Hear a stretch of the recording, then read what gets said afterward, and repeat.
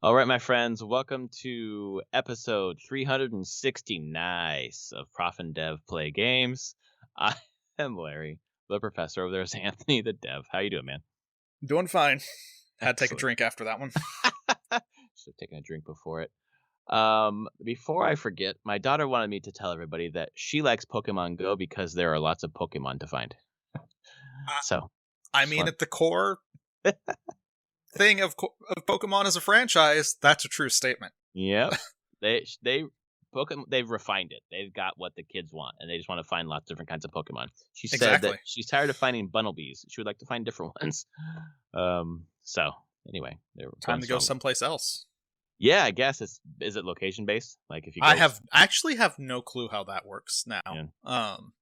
But I wouldn't surprise me if it was location based to a point. Yeah.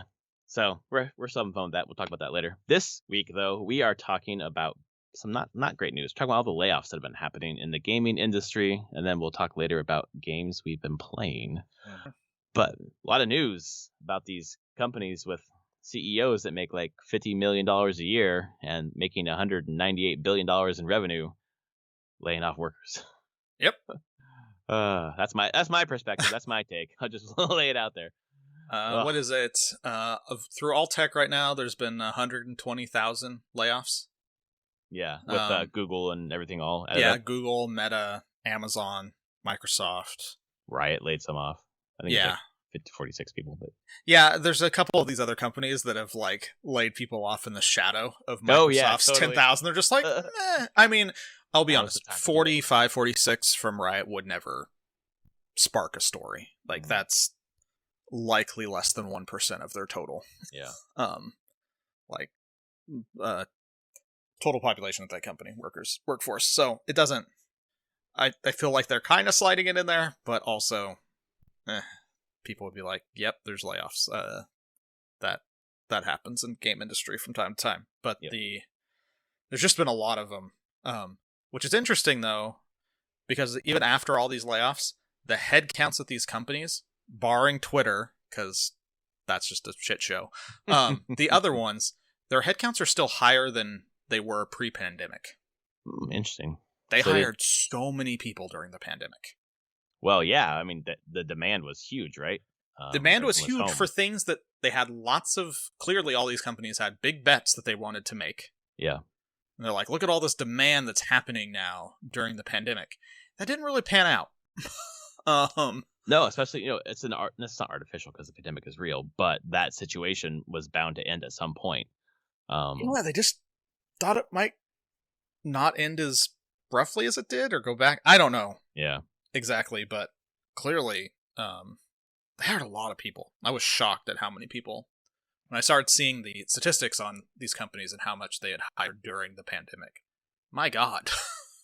Do you really have that much projects that need people? Right. No, not really. They just felt like they wanted to hire people. I've also heard that Silicon Valley, that area, there was a lot of competitive hiring. I want to hire these people, so you can't hire them. Oh, interesting. Even like if you have a a talent base that is finite, making sure that you get people hired so that you might need them in the future, but then you don't, and then you let them off. Yeah, you lay them off anyway. Like a bet almost. That's interesting and shitty. It is shitty. We're truly living in our cyberpunk future. It just is all the time. But Microsoft was the one latest with their 10,000 employees. 10,000. Yep. By March, end of March. Right. The way that it came out was like, they get 60 days notice, they have severance package, they have blah blah blah. Just it's not like other places recently where it's like you're gone, bye, nothing. No. So that's nice. But of that group, like 100 or so were in the gaming sector. Yep. And that was 343 Industries got hit the hardest, I think, and also I think Bethesda. Yep. Still lost some. Yeah. I think everybody probably in that Microsoft gaming lost something. I was going through my LinkedIn, being in the industry. I see I can go to LinkedIn and see the latest feed. Sometimes I don't do this that often because fuck social media. It's a mistake. But I can get through there and I can sort it by recent. And when the layoffs hit, I can get some anecdotal stuff that says that it was about half of 343 was let go. So Half? yeah, they were about Holy 450. There's been a couple people there saying that half the studio was let go. Wow. That they were there. They don't have a job anymore. They're not people I'm directly linked with, but because other people I am first connection with, I get to see stuff that they like, and so I got to see some of this stuff shared. So yeah, it sounds about like half of 343 is just gone. Or will be gone. And then that led, will be gone. And then that led to one story, which I think got circulated, then it got quashed eventually, or 343 came out and said, no, this is not true. But it was that they were no longer going to be actively working on like new Halo. They'd be like overseeing kind of the I don't know, the IP in general. I still don't know. No, 343 put out a tweet that didn't directly refute that. Well, I was going to ask you that because what they said was, Halo and Master Chief are here to stay. That was never in question. Yeah. 343 Industries will continue to develop Halo now and in the future. That was also never in question. Correct. Including Epic Stories, multiplayer, and more of what makes Halo great. So that seems like brand stewards, because they can continue the story. It felt like that story was basically 343 is still involved, but other people are going to have a hand at making some Halo games. Yes. I still think that's probably true. I think so too. That's why I'm like, I don't think what they said is actually refutes the statement that yes, they will be the company in Microsoft that manages Halo. Yep. They just may not be making the games, and likely aren't with losing half their studio. Like on LinkedIn, one of the things, it's like a good chunk of their like mocap and animation people are just gone. So they're not doing that there anymore. There's a lot of stuff where I'm like, I don't think you're making games. Like, you'll support Infinite in a smaller form, and I think someone else is going to spin up another Halo game, and you guys will just be the gatekeepers, basically. And when I saw that news initially, and I know a lot of people were too, I was pretty excited about that because not that I'm a huge Halo fan. I feel like I'm an outside observer, although I played all the way through 5. And I picked up Infinite and was like, nope, it's more Halo, no thanks. Having someone else take Halo in a different direction, like id, they make Doom, right? Yeah. Like imagine like they're in Bethesda. Yeah, and id spin on fucking Halo. That sounds amazing. It would certainly reinvent it, but giving someone else, not just like a different genre, not like a visual novel Halo or whatever. I mean, like someone else doing a first-person shooter, but doing it in this, a different way. Yeah. I think it's probably time. I don't think 343 has made anything great for Halo, unfortunately. Nope. They've made some okay and good games, but they haven't done a great job overall shepherding. And I actually don't think that's the problem of the people there so much. We talked about it before. I think the environment that they're trying to make games in at Microsoft is hell. Yes. And they're trying to make games on hard mode because they have contractors and just huge amounts of turnover. And you see it in upper leadership who, like, studio heads and leads, just huge turnover on those positions as well. And it's like, how do you make a game if you're not having stability in the vision? A ton of major players have left in the last year. Yeah. And that was like Infinite's whole development cycles. Like, they just couldn't keep people, which if you can't keep leads, at some point you have to start looking and being like, is it their fault or are we the problem? We being Microsoft, and Microsoft Games. And it probably was. Just everybody above them. Like, I'm sure there's tons of pressure and tons of people who are like very much judging on them, like, well, this is the next Halo, it has to be amazing. Yep. Why doesn't this feel like Halo? Just do what Halo did. Like, don't change too much, don't rock the boat, and in the end that doesn't produce great quality, because the shooter market evolves. You want to try new things, and it's not like Bungie stopped when they were making Halo games, stopped improving and innovating and trying new things. They didn't keep it to be the same thing it was from the very beginning. No. And that's what, for me at least, when I picked up Infinite, within 20 minutes, I knew it was exactly the same as I've always played. I was like, Nope. Yeah. And I've always played that with a friend anyways, and that wasn't happening at that point. And obviously they took away split screen co-op for that game. Yep. Just made a lot of choices that are like, this is not for me. Because I was listening to a podcast where like just a huge Xbox fan, huge Halo fan, and he's like, it's about the gameplay. It's about playing with your friends. The story, there is no story. There's lore that they pack in different places, but it's so uninspired and uninteresting. It's really about the gameplay. And then when that's not even fun. Yeah. I don't know, man. Make it fun again. Make Halo fun again.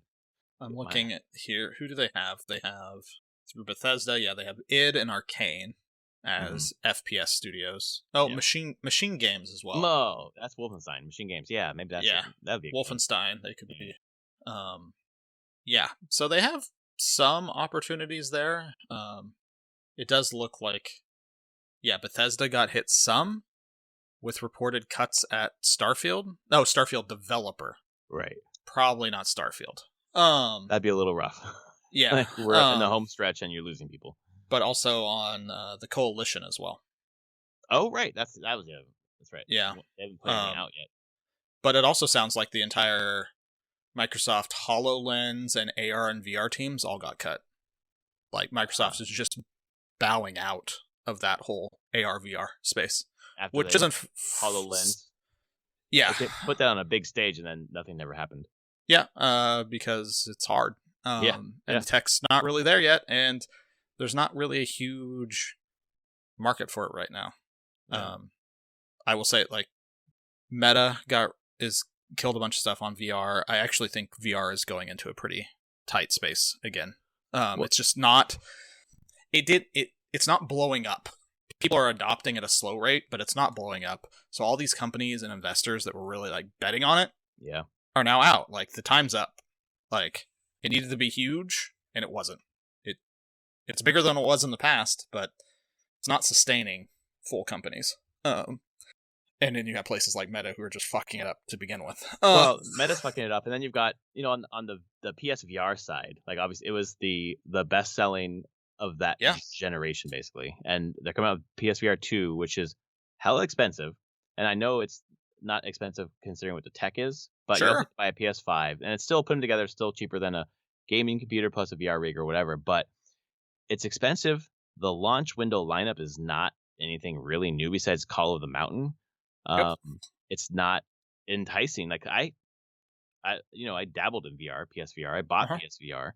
There's no world where they've made that enticing to me at all. I'm not interested in it. And I feel like just the hype for it is just non-existent.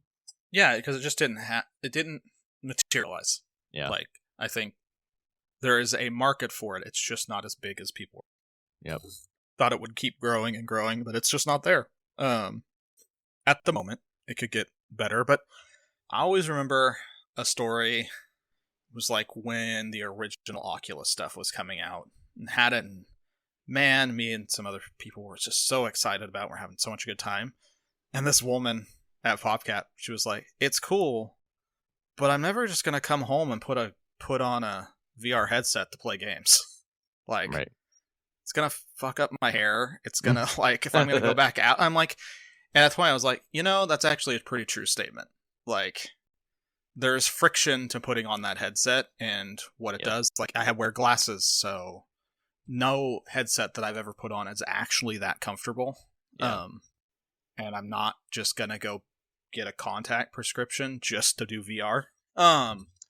That's a good point, because the big friction points are the cost, obviously, but the smaller friction points too. Like they just add up. They add up and they shed users at every level. And for me, like I need to fix my fucking wands so that I can actually use mine. There's still a bunch I haven't played that mine's fine enough for me, is what I'm trying to say. I don't need an upgrade because it wasn't something I spent a ton of time with, anyways. Yeah, I don't understand the lack of launch lineup. Like unless the Horizon game is the fucking killer app, and it could be, which would be great for my fantasy critic. And I don't know if it will be or not, but I don't think it's going to be. I'll be honest. I think it's going to be good. Yeah. But there still hasn't been a VR game. Like the closest we've got actually feel like amazing is Alex. Alex for sure. I still think that Astrobot rescue mission was phenomenal in the Mario 64 sort of way. I don't think anyone is gonna. I don't think everyone is gonna buy a VR unit for that kind of experience, but I think Alex is the one that people would buy it Yeah, for. and that's the one I knew people did. Some people I knew did buy VR headsets for. For but Alex? Again, for Alex. Yeah. But not enough. Right, Like, yeah, exactly. Right. It didn't drive me. I was like, oh, I'm not buying an Index. I don't have $1,000 to drop on an Index. I can't. There's other things I want to buy. Well, I don't got $550 to spend on a fucking VR unit that I'm going to use like a couple hours a week at most. Yeah. And not only with the hair thing and just like shutting yourself off from your family or whatever else. You're just like, yeah, it's too much. So, yeah. So anyway, these layoffs have impacted Microsoft's HoloLens, which is fine. Yeah, I don't know. But it just sucks to have it happen. Obviously, they employed during the pandemic, and as you said, either before we started recording or afterwards, I can't remember now. Their headcount is higher than it was before the pandemic. Yep, it just is, and they're letting these people go, but they're also hiring and building teams into AI now at Microsoft. Like that is a big thing that they're working on. They're talking with OpenAI and integrating ChatGPT into Bing. Which would be actually pretty insane from a standpoint of making Microsoft's search engine differentiate from Google. Yeah, right. And potentially be better. Yeah. Like crazy in that way. But Microsoft seems to be going all in on AI at this point. I think it's a smart bet. It probably is. It's terrifying, but scary as shit. Like my faculty, who like me, teach writing, and for me specifically, teaching grammar and teaching about how to do integrate sources using complex academic vocabulary, whatever else in their writing.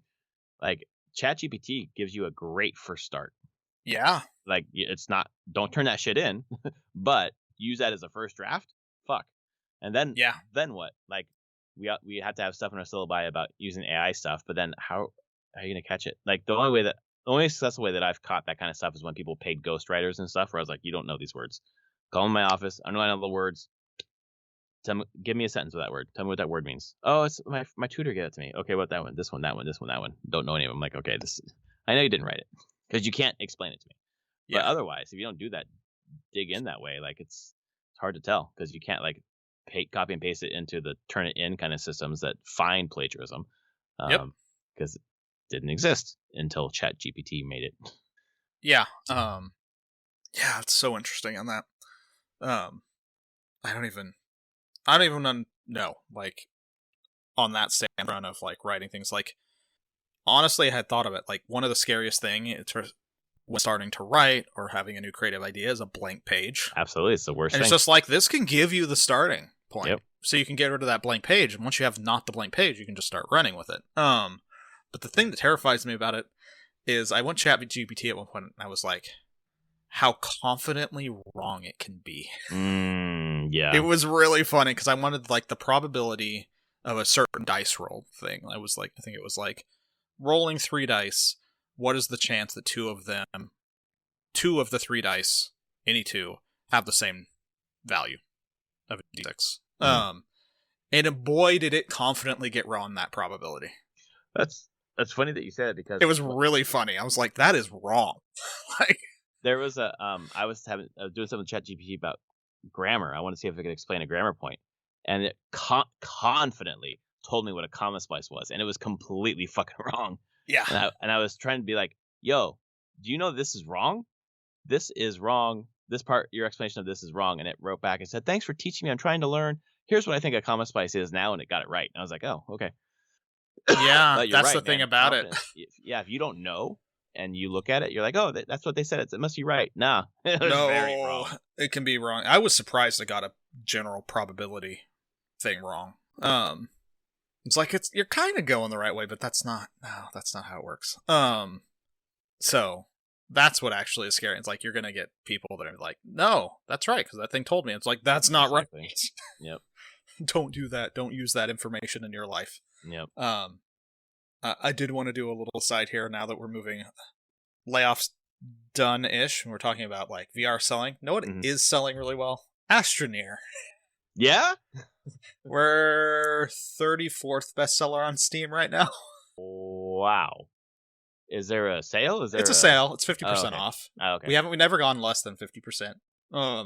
But we just put it on sale, and it's popped back into the top 50. It's currently sitting at 34. Dang. We got featuring, I believe. Valve featured us on the front page. Oh, that's cool. Yeah, I'm well. taking a look right now. Featured know. and recommended. It may not still be there, but let me look. Yeah, I don't, and it's unique to everybody, so I don't know. Oh, that's true. Oh, I already own it, so why would they? Yeah, if you already own it, so it's probably not going to show it to you. I see Kena Bridge of Spirits. Yep. If I log out, what did I do? Oh yeah, if I log out, so on the page I'm logged out. Special offers. Astroneer is the first one on the list. Very nice. Well, congratulations to the team. That is cool. Keep our little indie studio running. We're not going to have layoffs. We're happy. Speaking of, we're not. We did not overhire. Yeah, right. They right sized beforehand. God damn. Speaking of sales on Steam, did you see the news about Factorio that they're raising it $5? I did. I didn't realize Factorio has never had a sale, and they say on their page we're never going to have a sale. I mean, it's a bold strategy. Hey, Nintendo sort of does it. Yeah, I mean, there is a thing here of being like, it's very not against Steam. It's against the trends of Steam and consumers on Steam.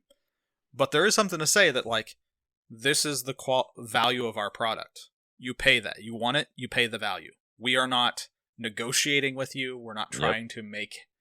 we're not going to undercut our value for you. This is how much we think the game is worth. You can pay it or not. If you don't want it, buy. Yes, exactly. And now they're going to make it $5 more. Yeah, because of inflation. And the article I read was like, their fans were saying, thank you. Also, for those who already own the game, can you find a way for us to give you money? Yeah, because they've never put out DLC, an expansion. There's no way to, like, to give the devs more money. Right. It's just the upfront cost. Which now actually makes me wonder, I'm like, where is it sitting? Because it hasn't gone up in price yet. Yeah, that's right. It's like an anti-sale right now. It's like, technically it's on sale right now, because it's cheaper than what it's gonna be in like a couple weeks. I had the same thought. Like, this is your sale. It's $5 cheaper.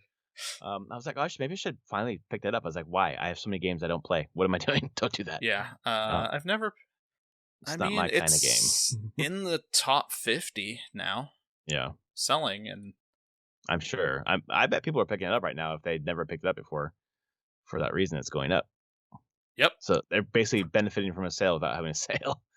Oh, it's really funny. They're not even $29.99. They're just $30. They're just $30. Exactly right. They're like, we are not playing any of these dumb games. Yep. Our game is worth $30. Pay it or not. Holy shit. Nice and it's soon going to be worth $35, fuckers. There's Astroneer. I see you, Astroneer. Yeah. Very. Oh, I mean, they got some negative reviews there. I saw that. Bombed. I'm putting a negative instead of a positive because of inflation. But it's pretty much stopped now. Yeah. Yep, pretty much. Interesting. Yeah, it is. It is an interesting way to go about this, I will say. I don't think it's necessarily wrong. It's a neat experiment, and clearly it's still working fine for them. Making enough money, yeah. Yeah, and I mean, this is the only game this studio's ever made, and it's sold really well, so... I wonder where they're based out of. I'm looking. Factorio team. Past team members and special thanks. Prague. Oh, interesting. Bunch of geeky programmers and artists that bring you Factorio. Our office is located in Prague. Nice. Originally a garage company of 2 programmers and 1 graphician. Graphician. With an interesting idea that grew to a team of 31 in-house professionals. So it's 31 people on the team. That's cool. And I assume that they're all over the world at this point. Yeah, it doesn't look like they're all in Prague. I'm sure a lot of people work remote. Yeah, at least some do. Unrelated. Remember a couple weeks ago we were talking about Dwarf Fortress, Yeah. and then we were talking about a different game that was more sci-fi. Yeah, that- RimWorld. Thank you, Jesus Christ! I'm like, and You then I bought bought it. it, and I bought it. And I'm Can't like, find it? I can't find it. Thank you. God damn it. It's like I bought it, and I don't know what it was called, and I want to install it, but I can't because I don't know what it's called. Hopefully, Anthony will remember. Thank you. Perfect. Yes, RimWorld. Installing it to play later. But yeah, layoffs suck. Yes. I really worry right now. There's going to just a glut of tech people. But Mhm. the thing is, I feel like it's going to, weirdly at this time, you're probably going to see a lot of small and medium tech companies form with around different ideas. Because usually when layoffs happen like that, there's still investment, there's still ideas and stuff people want to try to make and can get money for it. So I could see that starting up again, especially even in games as well. When you see layoff in the game industry, a good chunk of them will probably go to other companies and or start their own companies or startups. So that's okay in the end. It sucks. It sucks now, but if they can land on their feet, that's the best for sure. Yeah, and it's definitely like the Microsoft layoffs. They're not just like out with nothing. They'll get severance, and they've got plenty of notice. So it's not like complete loss. And that's the other thing is like some of these people potentially may just get out of games completely and go to. Shockingly, I bet they could apply for other jobs at Microsoft. In other teams and other departments. Well, we've talked about the way that Microsoft does their fucking hiring. We talked about it earlier even today, but just like the 9 months on, then you're gone, whatever else. Yeah, if you want to do contract, Yeah. But a lot of these people are already full time. I mean, they're in 343 and the other game studios, but they're still full time Microsoft. And so there's probably at least some. Actually, I know that there is some of internal like positions and processes from moving teams. So yeah, I feel like a lot of them laid off will have opportunities within Microsoft. They could go basically interview for another job in Microsoft that's not necessarily out there for the public. I knew plenty of people that have jumped teams that way. I knew people that jumped teams from Microsoft into Bungie while Bungie was still there. Yeah. Because they could just interview internally. Right. See somebody quit Sony and move over to Bungie now. Yeah. Totally. That's right. Because Sony bought Bungie. Sony I just kind of remember. I have to remember that. It's weird times, man. It is weird times. It's also a year to the day when the acquisition of Activision was announced that this layoff thing happened, and it's just like, it's hard not to discuss how much money they're making and willing to spend, but then laying people off. But at the same time, if you need to reorganize and you don't need those positions, not the people, but the positions anymore, it's just what happens.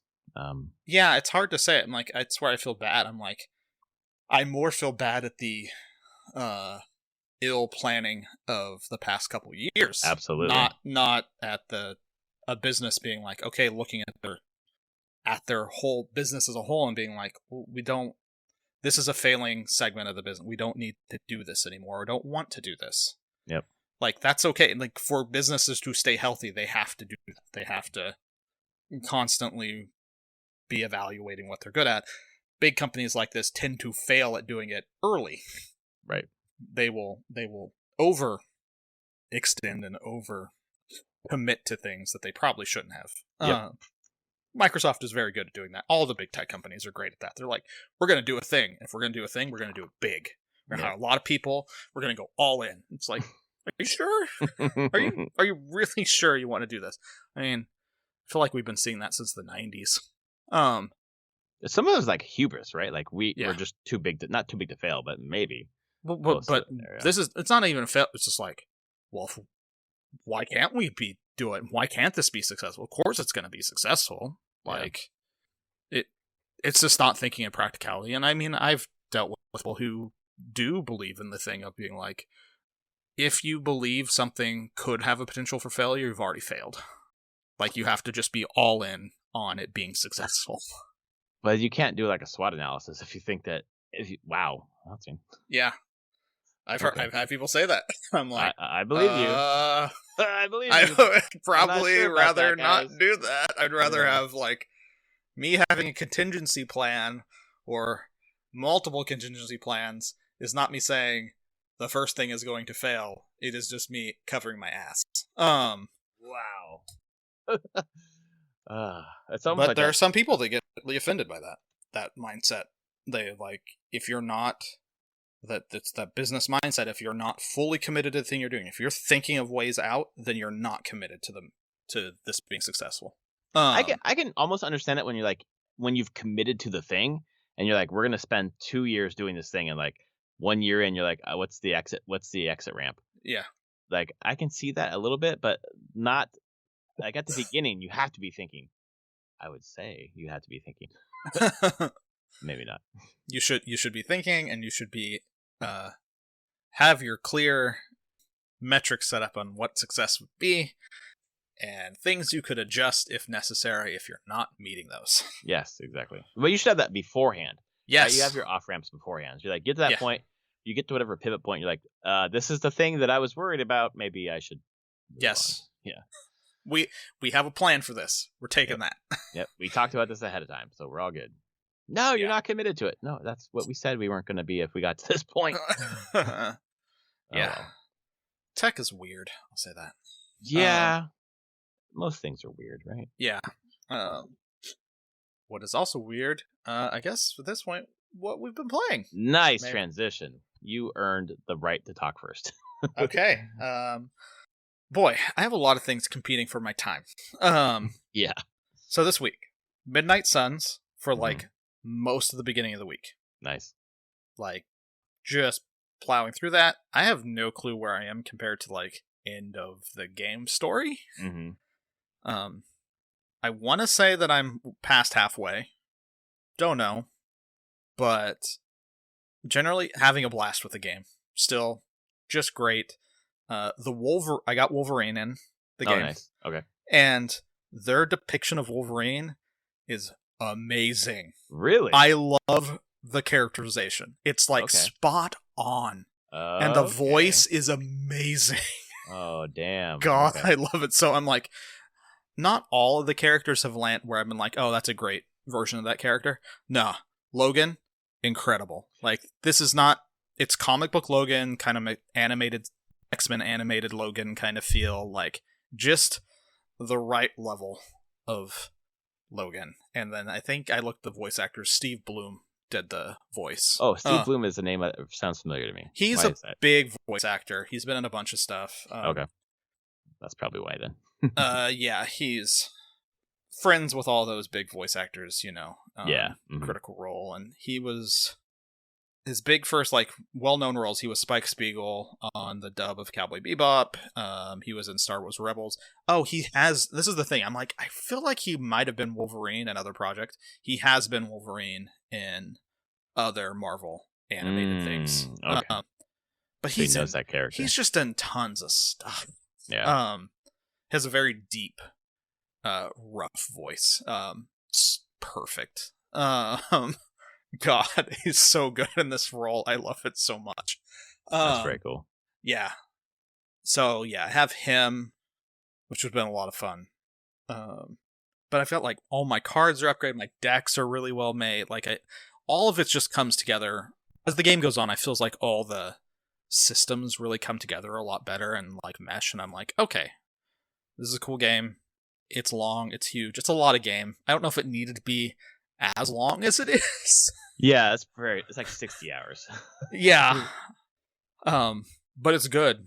And it's just a love letter to the comics. Mm-hmm. This isn't to the movies or anything. It is some people complain, and I've seen the reviewing being like, man, it just has bad writing. I'm like, no, it's comic writing. Like, which can be bad writing. Yeah, it's just is. It's hyper exaggerated.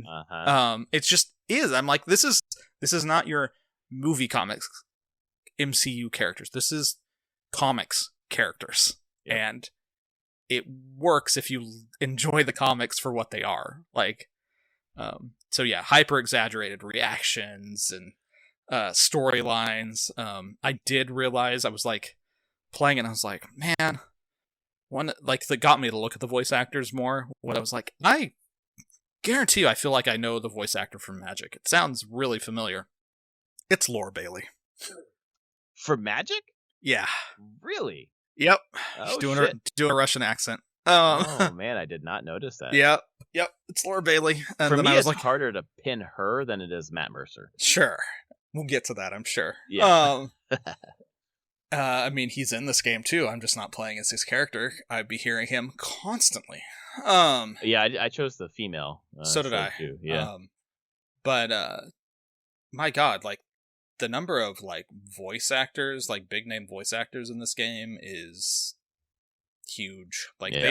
they did not spare any budget on the voice cast for Midnight Suns. Well, I'm glad that, I only had a little experience with it, but I enjoyed it so far. And people, the more that I read about people who are playing it, like it's a very different reaction than the critics had. Because I feel like it wasn't panned, obviously, but it was just it's okay. But it seems like it's better than okay. Yeah, I think it is. It just gets there. Like, and I could see how reviewers are trying to speed through it, or some just like, okay, I played enough of it, I don't need to get through the whole thing. I just feel like it comes together as you play it more and get more involved. Yep. They just announced, I think this week, I'm not going to get it right now, the Deadpool DLC is coming. Mm-hmm. Yep. With Nolan North as Deadpool. Oh, fuck, I didn't know Nolan North was, wow, okay. He's Deadpool. I'm trying to see here. Yeah, Magic is Laura Bailey. I don't know, Steve Bloom is Wolverine. Michael Jai White is Blade. Like, that's the thing. I'm like, all the voice acting is pretty great. It's just sometimes the characterizations, I'm like, nah, I don't feel that one as much. But I didn't feel all the characterizations in the comics, so I'm like, whatever. Move on. I won't do hangouts with you then. I don't care. I won't fish with you. No fishing. Yeah, and I can definitely see people being like, this is a tactics game. Why am I spending all this time talking with these people? I'm like, right.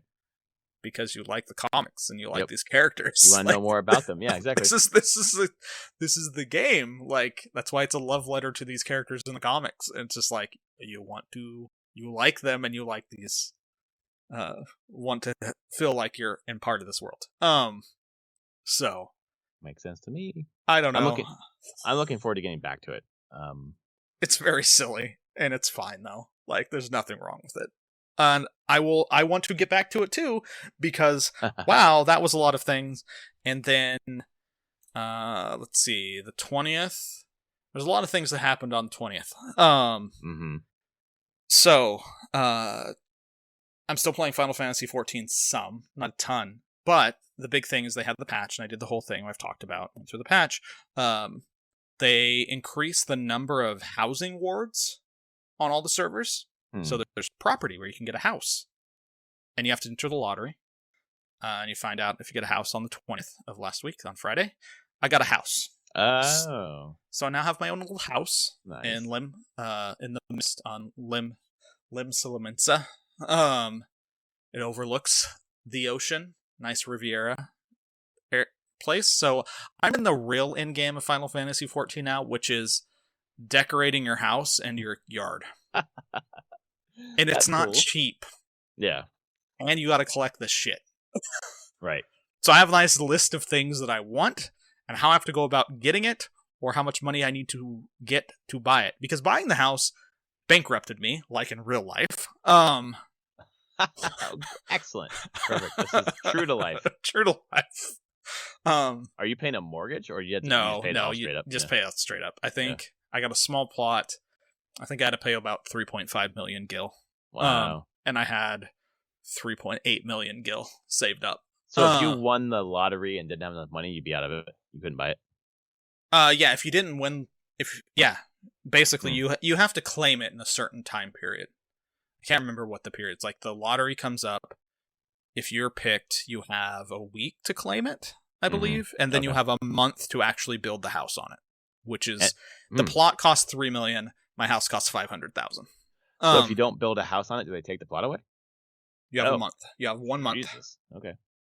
Because there's actual limited plots. So like this is a whole system. Like if you want a house, you need to keep a house. Yeah.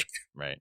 If you don't do this or care enough about it or to do the building a house on it or claim it eventually, someone else will want it instead. Right.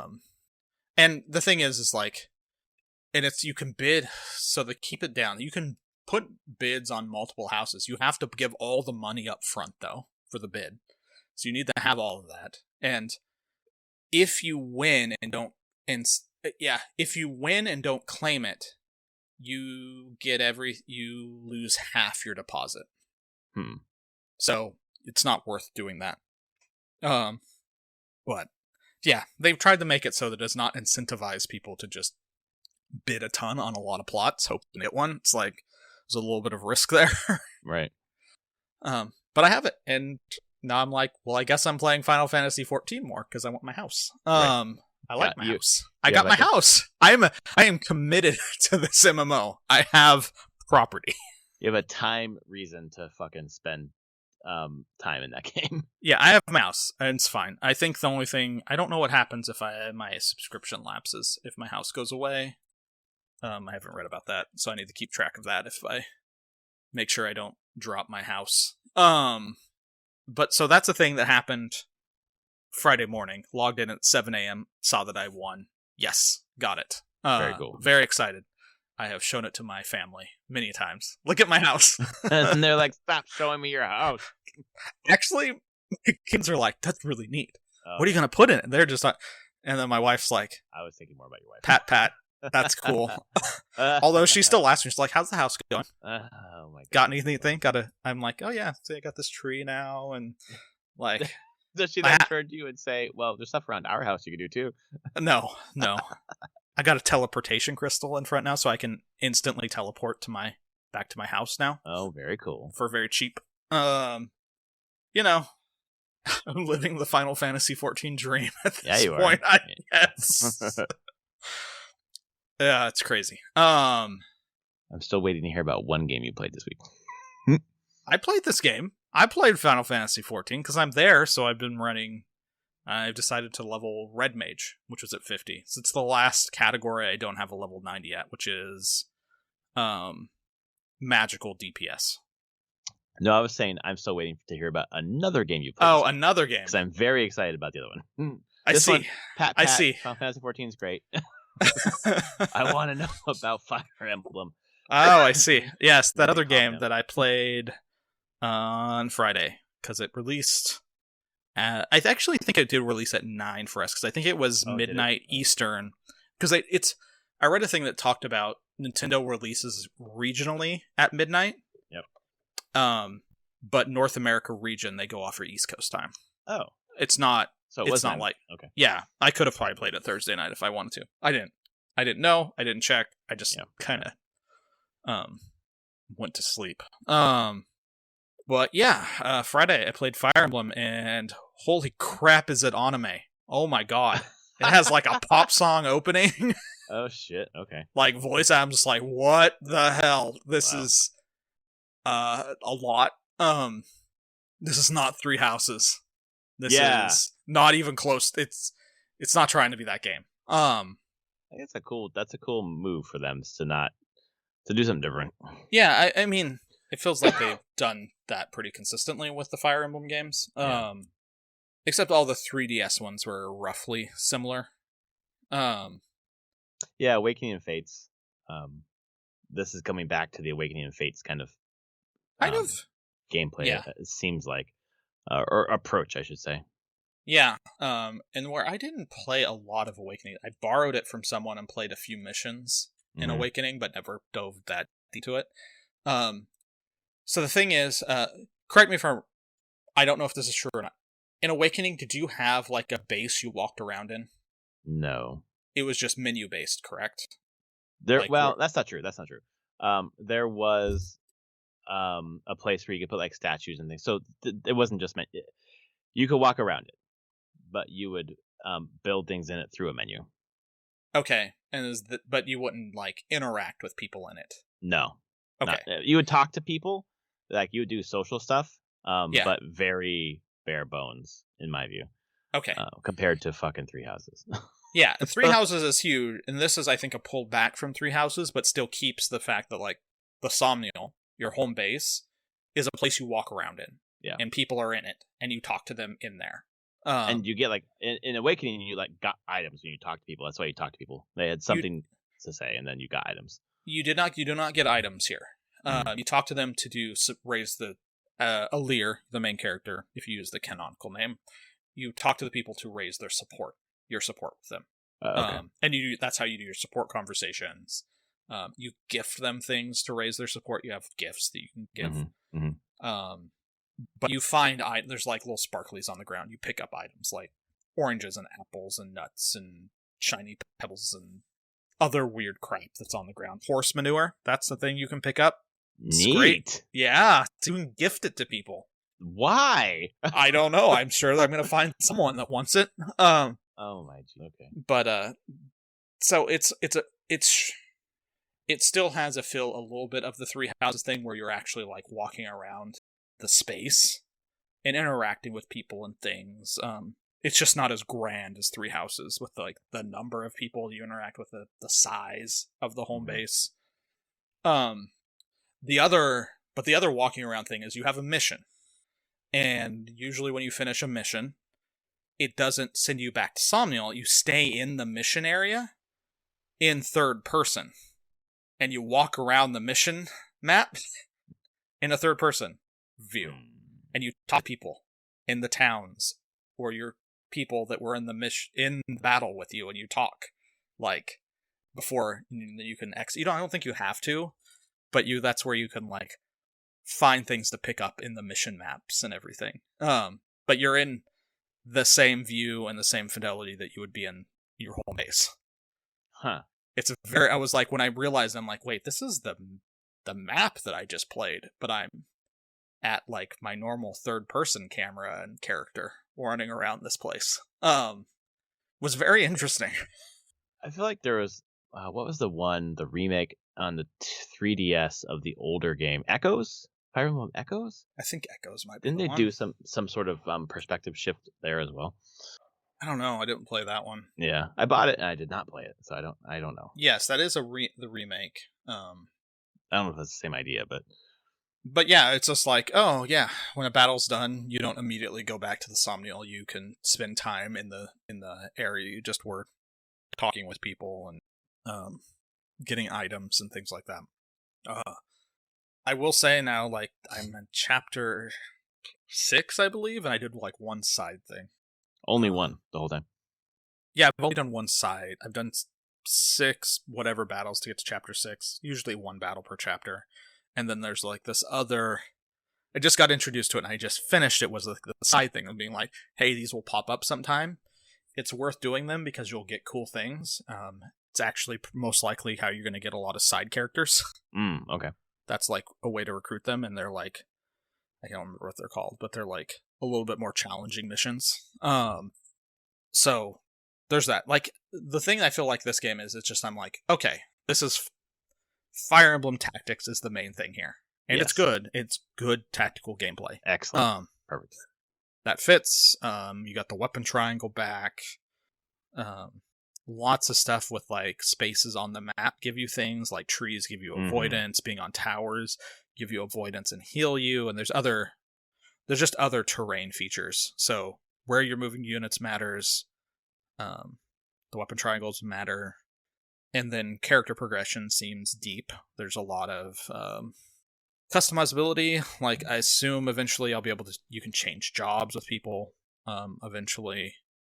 And the emblem rings, which is where you're using Marth.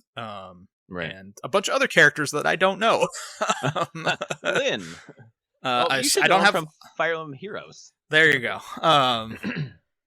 But you have the rings, and they give you stats while they're equipped, just straight up. Then they give you, they give you abilities as well. Stat increases, and they also just give you straight kind of like perks, passive. They give you engage abilities, so if you in battles go, I want to engage, and then you're now like infused with your emblem. They give you special attacks and defenses and everything. But the thing is, the rings can be equipped to anybody. And so you can, while they're equipped, you're learning skill points with them, and you can spend those skill points to like permanently learn inherited skills from them, and you can equip inherited skills to your character. Oh, that's cool. So when you swap off to a different ring, you could still keep some of the skills from the character that. Mm-hmm. So what I've learned on Marth, I could swap to. Is it Cecilia? Cecile? So my problem is I get confused if that's the name of a character in Engage or it's the emblem of a character from another game. Yeah. I think Cecilia is the one. She's an older character. She's an Awakening, I believe. Valkyrie. Maybe. I don't remember that character's name, but very possible. I think there's going to be like 12 emblems in the game before DLC. Although I think if I got the season pass right now, I would get the 3 houses, like the head of each house. Yeah, gets a ring as well. Yeah. Not just Byleth. It's the heads of the houses. Yeah, I don't have Byleth yet. I'm assuming I get Byleth eventually. I would say the story is not complex overall. Like 3 houses had a pretty political story going on and everything. This is not that. This is very straightforward. You versus the big bad. Yeah, I've heard people like the people shitting the most on is the story, and I don't know. Fire Emblem has rarely had an amazing story. I think Three Houses was like the pinnacle of their story. I think 3 Houses was the odd man out for what the stories were. Like they just tried something very different with that story. Yep. This feels more traditional Fire Emblem from what I've played before. Exactly. Which is I'm so excited. I was when you started playing or were gonna play. On Thursday night, I played 3 Houses, and it was just a bunch of monastery stuff. And I was like, oh my god, I really fucking hate the monastery. I spent like 25 minutes in the monastery doing shit. Yeah. And I was just like, I'm so tired. No, I can't. I just turned it off and went to sleep. Yeah. Like, oh man. Not only do I not like it because of the professor thing I've talked about a million times, but also just I feel like the monastery stuff, there's so much, and people who love that shit, wow, that's awesome. But man, it's not really what I'm. I really love that shit. That's great, it. But I'm not playing Persona. I'm playing Fire Emblem. I was like, give me all. I'm talking to everybody. It's great. Cool. It's fine. It's fine. It would be fine for me, I think, if I had time to play in the middle of the day when I wasn't so fucking tired. Celica was the character. Not Cecilia. That was from Awakening? I don't remember that character. No, Celica, I don't know what she's from. Okay. That's the second ring I got. I have Marth, Celica, and Sigurd rings. Oh, okay.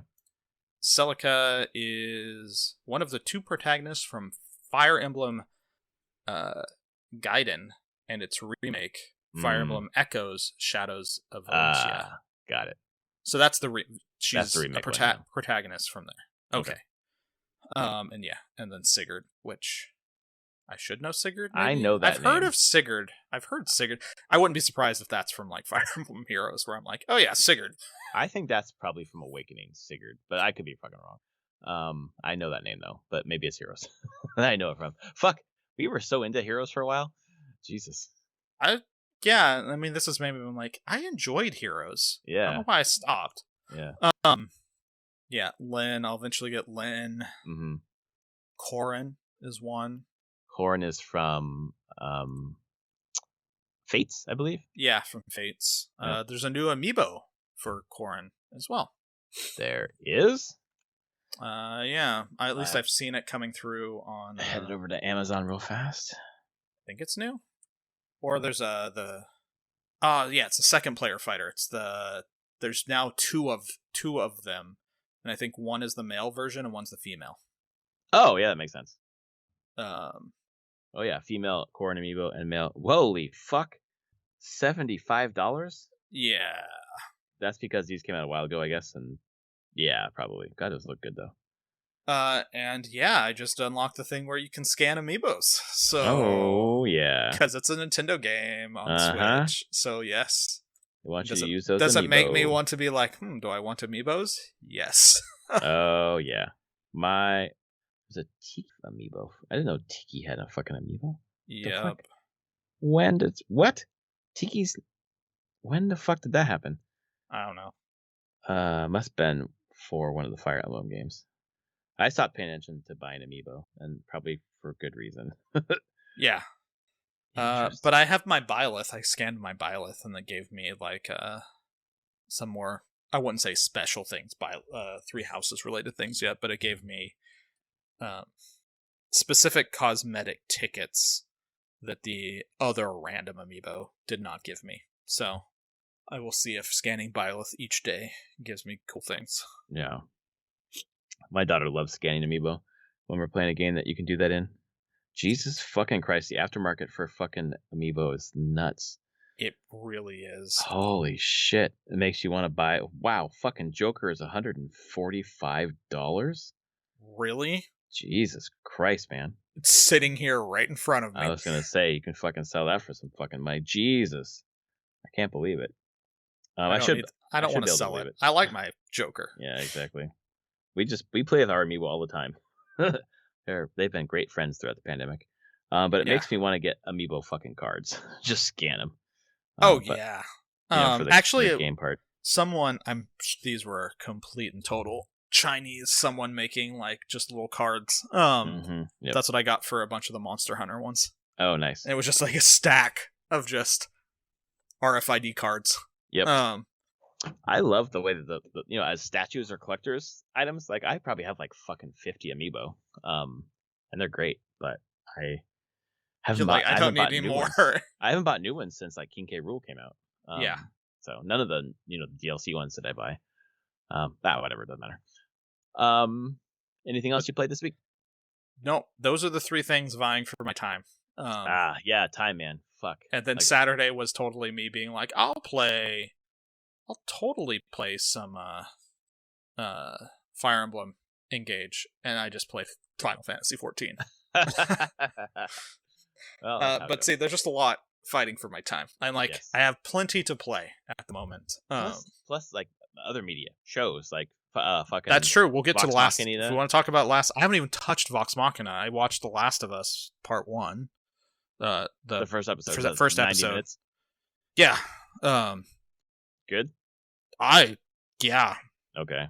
I knew what was coming in certain ways, but it made it worse. I will be honest, in the way of being like, made it worse knowing what's coming. Yeah, because you're like, spoilers here. The beginning of the game doesn't last that long, where you wake up as Sarah and do that whole thing. What? That's like 10 minutes, maybe. Oh yeah, it's pretty quick. Yes. Not in the expand that to like double that time. Oh, okay. But it's not just waking up as Sarah. Like, it's very much, it's a TV show. They can let certain things breathe a lot more. Yeah. And so they let this whole thing breathe a hell of a lot more. And you're like, I know what's gonna happen. Stop, please. I don't need to care about these characters this much. Yeah. Stop. Like, fuck. And so I paused it after like the first 20 minutes. I'm just like, this is too much for me to handle right now. I'm just like, oh, okay, let's. I think it does a great job. It's not the game, but it hits the points it needs to hit. That's pretty cool. So yeah, like there are things that are, because the game, you're either in Joel or Ellie's perspective the entire game, or that bit is Sarah at the beginning. But for the most part, you're tied to those characters and what they see. The show doesn't have that limitation, so they can cut around. They can show other things going on. They can you spend time with Tess more and because you can. It's not tied to what Joel's doing, so you get a little bit more backstory there. And then they cut out a lot of stuff that just like, this wouldn't make good TV show, but you need it for a game. Like a whole tutorial section. Right. Like, there's not a whole big thing of being like showing like, yep, move these boards over here so Joel can cross it. No. Let's cut through all that crap. Get to the point that actually matters and matters to the characters. So, yeah, the show's going to be real heavy, I think. I think in some ways it might hit harder than the game, because they're going to spend more time breathing with side characters, and you're going to make you care a lot more about a lot of other characters. Yeah, it's going to build up that world, which is cool. And to think that Last of Us 2 is going to be season 2, or they'll split that into 2 seasons. Yeah, I don't know. They've talked about there being 2 seasons, and it's like 1 and 2. Or not 2 seasons, but them adapting Last of Us 1 and 2. Yeah. I wonder if they would split 2 into 2. I don't know. I'm curious where this season's going to end, basically. From my understanding, it's going to end at the end of the game. Okay. Then they would probably do a second season that's just the second game. Yeah. Overall. Right. Because we're going to end with, don't want to give spoilers or whatever, but yeah, we're going to end with an awesome ending. I do recommend, if you do watch it, like they're putting out a weekly podcast as well, which is really? Okay. Druckmann and Mason talking and having questions and just talking about the episode. I listened to the whole thing. It's great, and just listening to how their thoughts on adapting it, why they chose certain things. Great for understanding. It's like, enjoy the show. Go listen to the podcast, HBO podcast thing. Excellent. On it. I probably will when I excuse me, get to the I'm gonna wait for the DVDs, I think. Yeah. What's crazy to me, it was like, okay, Craig Mazin, he did Chernobyl before this. Yeah. In the podcast they also talk about how Druckmann and him met to do this show. Which was crazy to hear. It was mostly right place, right time. But I'm like, okay, Mazin did Chernobyl as a TV show. His other writing credits, where I'm like, you gotta be shitting me. How is this guy the guy that's doing this? He wrote Scary Movie 3 and 4. What the fuck? And superhero movie The Hangover Part 2, he's a writer on. Hangover Part 3. All this comedy shit. Yeah. But he also wrote fucking Chernobyl. Yeah. And now this. Wow. Maybe that's what he's always loved to do, and just say stuff pays the bills. I don't know, but I'm just seriously, this is the dude that wrote two scary movies. Wow, that's fucking crazy. I want to watch tonight's episode. Tonight's episode is actually directed by Druckmann. Oh, really? Okay. Yeah. That's cool. So I'm very curious where this gets through story-wise of the game, because it will give a good sense to me about how fast the episodes are going to go and how fast they're going to progress through the story. Is it an 8-episode season? Is it 10? 9. 9. Okay. And supposedly episode 3 I've heard is amazing, but I think episode 3 is also an 80-minute episode. These are fucking movies. These episodes. Yeah. That's crazy. Yeah, it sounded like HBO was just Mazin made Chernobyl. That was amazing. They're you get to do whatever the hell you want to do. That's what it sounded like from even the podcast. Druckmann was had been trying to do a Last of Us movie for a long time. Yeah. And he could never crack it. He could just never get the story into a 2-hour movie. Yeah. Well, luckily with streaming, you don't have to.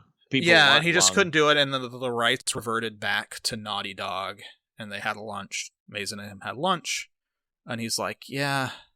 And Mazin was a big fan of The Last of Us. Was like, well, what's going on with it?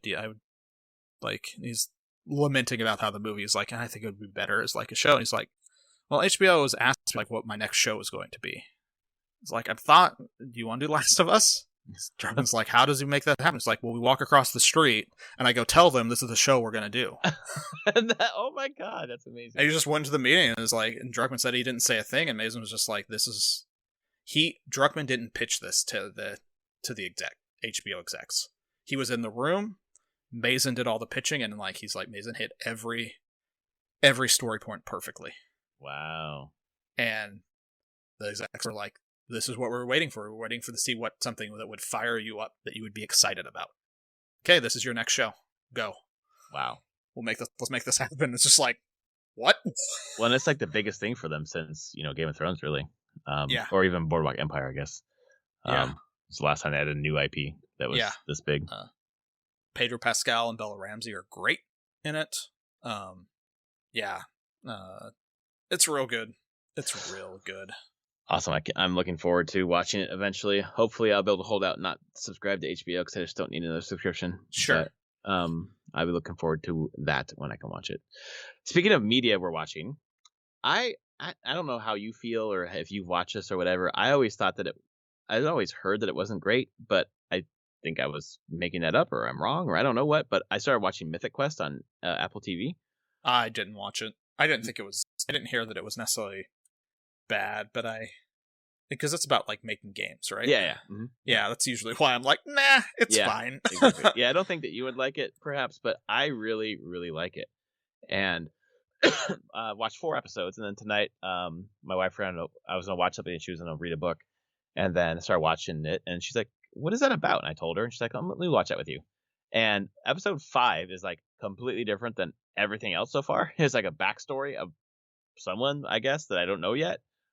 It was very different and very good. And she was like, "Well, this is really good." I'm like, "This is not at all what the show actually is. The show is actually like a comedy making fun of the fucking gaming industry, and this was like more of a heartfelt story about the gaming industry and how it takes everything from you."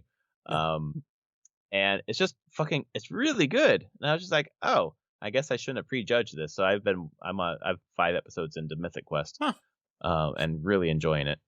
Actually, its Rotten Tomatoes has been really high on each season. Really?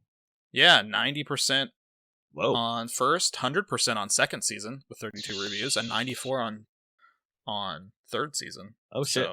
So clearly, it's gotten generally good reviews. So praising reviews. Yeah, well, that's good to know it gets better, because it started off really well, and it's just like I think Ubisoft is behind it in terms of like money or the publishing, or I don't know. Production. Yeah, production, Ubisoft Film and Television. Yeah. But it's lampooning like fucking Ubisoft, really. And it's well written, it's well acted. Ashley Birch is in it, which is cool. Yeah, so I've been enjoying that. So I haven't watched Vox Machina either, because I've been watching this, and then when I haven't been watching that, I've been playing Snap. We talked about Snap a lot. Yeah, oh god damn it! Yes, I've played Snap. I finally got Wong. I guess I will talk about it. Finally got Wong, so unlocked a new kind of deck. And fucking Wong decks are great because you just don't know which piece of that deck you're gonna get, and sometimes you don't even get Wong. No, like, but it still functions. It still works. It's still fun. I still win a lot with that deck. I just took a picture of it tonight. What stupidity did I get up to? Because I needed to play 6-cost cards, and that's my deck that has 2 different 6-costers in it, Arnim Zola and Odin. I highly recommend getting Arnim Zola when you get a chance. If I could, I would. That's a cool one. It works great with Black Panther, and I know you have Black Panther. I do. Yep. Yeah, I want to get a game where I played no cards to the table until turn 4. And it was just, in my hand, I had 4, 5, and 6. I had Wong on 4, Black Panther on 5, Arnim Zola 6. And it was on Shuri's lap, so it was doubling the power there at the end. Yeah. So, my Arnim Zola has a 50-50 chance when I play it on a Wong location that it's Wong and Black Panther on location. It's going to move Wong, yeah. It's going to move one first, and then the other. It will double. It does double move, because it's an on-reveal effect. So It's going to move both of them. Yeah. But you don't know which one it will do first. Yeah. So I have it at 50-50. It chose Wong first. So it put Wong at each other location, destroyed Wong, replayed Wong at both other locations, then took Black Panther. Black Panther is destroyed, but keeps the power, and replayed Black Panther at the other locations. Jesus. We're triggering Wong again on Black Panther. I ended with 260 on one location and 132 on the other. God damn. And your opponent's just like, fuck this. It was turn 6. They didn't stop. I think they thought they won. Yeah, right, because you weren't playing shit. Because they actually know, because they Arnim Zolded their own Panther. Oh, wow. But they didn't have Wong. So their Panther was at power 16 at both locations. It was dumb. But yes, that deck can just work. You just have Wong, Panther, White Tiger, Odin. Yep. Do what your thing. Just do your thing. I got those. I threw in Zabu and a couple of 4. I mean, Wong's a 4, obviously. Wong's a 4. Zabu so sometimes if I don't get Wong, then I have other stuff I can do. Yeah. Ironheart's great there. Oh my god, Ironheart's so good in a Wong deck. So good. And then you get Cosmo, and you're like, well, retreat. I'm out. Yep. I haven't seen too many Cosmos, which is nice. Yeah, it's typically hasn't not played a lot, I'll be honest. Like, it could be, but it just doesn't seem like it's not as fun. It's not as fun to turn shit off. It's funner to do the shit. Yeah, and it's just like Cosmo doesn't really. There's other things to shut things down. Like I'll have Rogue like steal my Wong, or Enchantress turn off my Wong. But that's fine. Turn off the Leech. Wong. I don't care. Leech Yeah, is Leech will do a shitty. thing. But Leech is a 5, so it's hard Yeah. for them to do that ahead of time. Yeah. Before you get Wong out.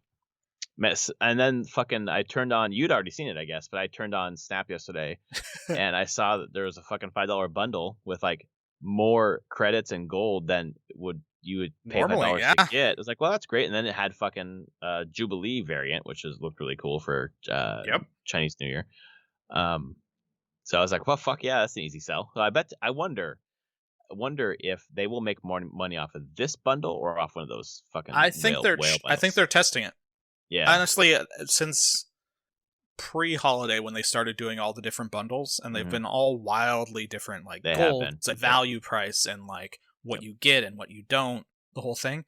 They're testing their market. Yeah. And this is okay, they're doing a $5 one. I think it's probably going to do very well for them. But it's them clearly internally testing their audience and their market, and like, what are people buying? What is the rates of buying? Spend, Yeah. And I guarantee there's always going to be very expensive bundles. Oh yeah. They're selling. People are buying those. But this will get a good idea of like, okay, how often do we do one of these $5 bundles? I wouldn't be surprised if the next bundle is like $10. I was thinking $9.99 would be like a sweet spot for like and a little bit more stuff, Yeah, and just see like it's a very good value. Let's see what $10 does. So we'll see. They're getting lots of good data right now. I'm sure. We've seen a bunch of people like you and I who haven't spent anything besides the season pass being like, oh yeah, okay, give me that. That was a fucking. Within 10 seconds, I was like, yep, I'm doing it. Yeah, it was great. I just yes. fucking love this game. I cannot express how much. Yeah, I love this. I have a good time with it. So fun. It's so fun. So I've been playing that. Been playing Pokemon Go. This week I dived into the backlog. And I actually played 2 games in the backlog. The first one was Fire Emblem Shadow Dragon. Shadow Dragon? It's the one that came out on Switch. God, it probably was a year ago. It was a remake of like the very like. Oh yeah, I know what you're talking about. Yeah. So you're playing as Marth, and I don't know how many things have been updated, but if this is a true just 1-to-1 remake of the original, but with some quality of life stuff, like a lot of the shit that you see in Fire Emblem now was there from the beginning. Sure. Up the triangle, obviously, yeah. And then the way, oh fuck, shit, I should have written this down. Fuck, what was it? Something else. Anyway, you're just moving around the map, and you are doing your attacks, and then they are being destroyed, and then you have different characters that. Oh, that was it. At the beginning, it showed the different types of characters. Like there's a pirate who has like these skills and they can walk on water, and these Pegasus Knights that become Wyvern Knights and yada yada, and just all the different types of characters that you can face or be, and how their stats are different and their abilities are different. And I was just like, there's a lot of shit in here for an NES game. Like how is all this in an NES game? And then just the music, the pixel art is just like, it sounds so much like a like a late 80s NES cart. It's just really nostalgic. It's pretty cool. And actually, it's just like, wow, this is the first time that I played kind of like this really old school RPG-ish strategy, whatever. That's been fun. Like when I played like Final Fantasy, the original one on NES, I was like, this is not fun. But this one, it's pretty fun. I was surprised. And that's why I'm wondering if they've really updated a bunch of mechanics. Sure. So played that for my backlog, and then the other one that I played last night is, and I think this is the name of it, Persona 5 Dancing in Starlight. I played the fucking Persona 5 Why do you have that game? I have no fucking idea, man. None. Like, I don't even have that. Why? You maybe should. I was thinking about when I was playing it last night. I was like, I don't know. First of all, why I have it, and then if Anthony, I'm gonna go back through my email and see if I actually bought it.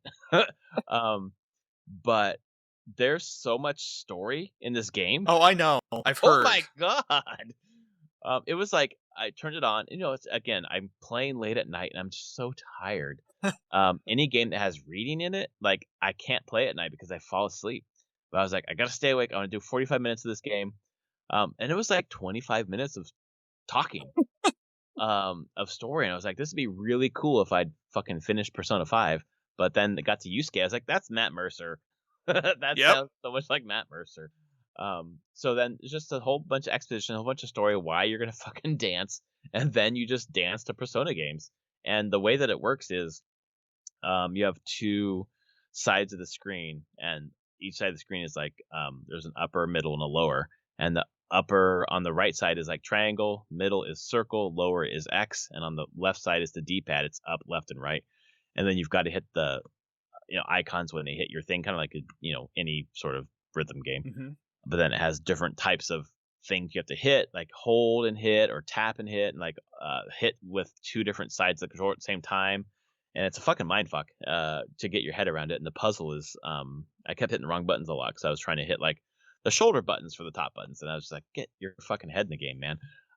But it was fun. I actually finished my 45 minutes of that game. I was like, damn, that was pretty entertaining.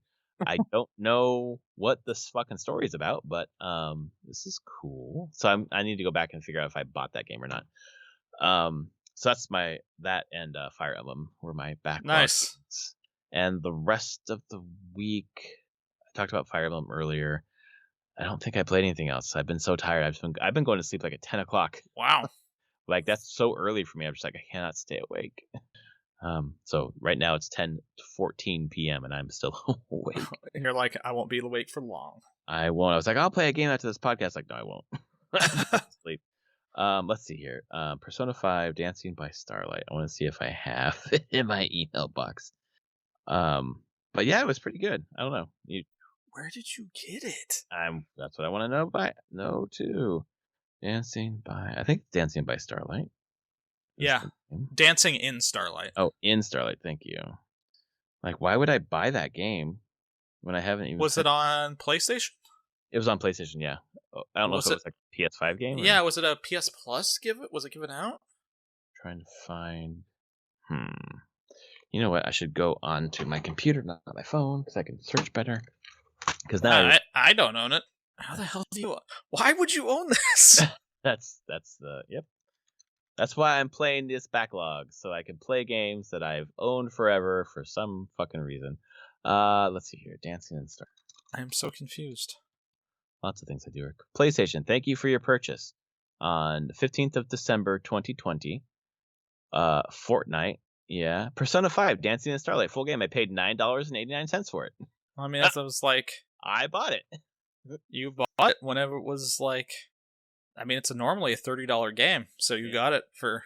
It must have like, look at it's 66% off, and you're like, yes. It's a pandemic purchase. Nice. I don't remember. Yeah. I bought it with Amplitude.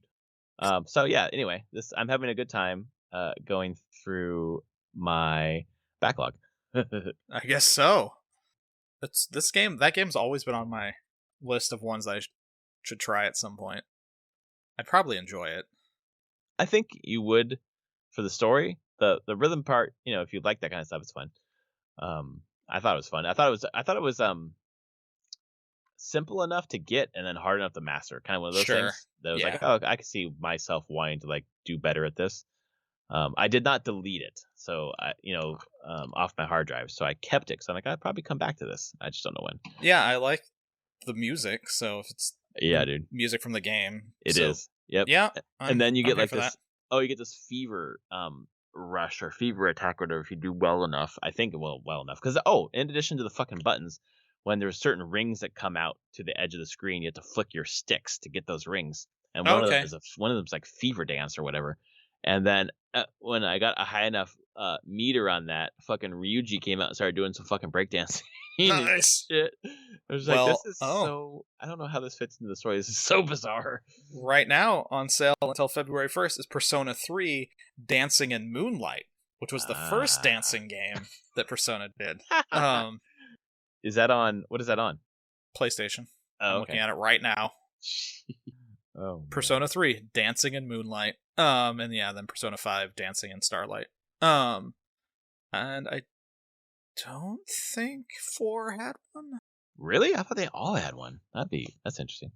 Yeah, I don't know. or 4 is in this one Persona 3 one. No, they had Dancing All Night. Persona 4 Dancing All Night. Yeah. Okay. Of course. Okay. Yep. They got their dancing game spin-offs for some reason. They like to do that. Oh my god. Okay.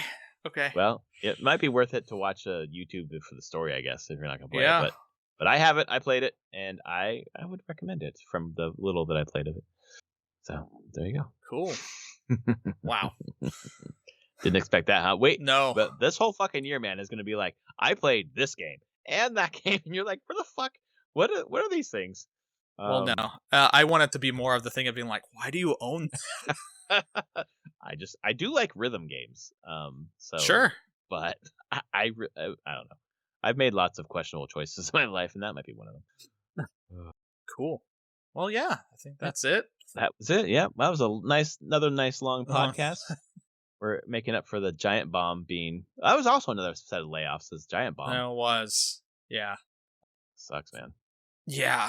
Whoever bought all of them. I don't remember who bought it all. Fandom. Fandom was the parent? Okay. Yeah. Fandom's the parent now. We have a friend who just started working for Fandom. Oh. Cool. Yeah. So interesting. Not in that area. Somewhere else, but anyway. Oh boy. Yeah. If you don't know, I'll tell you off mic. Okay. Who that is. Anyway, this was episode 360 of Prof and Dev Play Games. We will be back next week where what is it, 22nd? Nintendo Direct. Let's do it.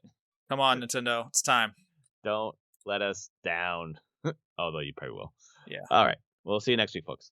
Later, everyone.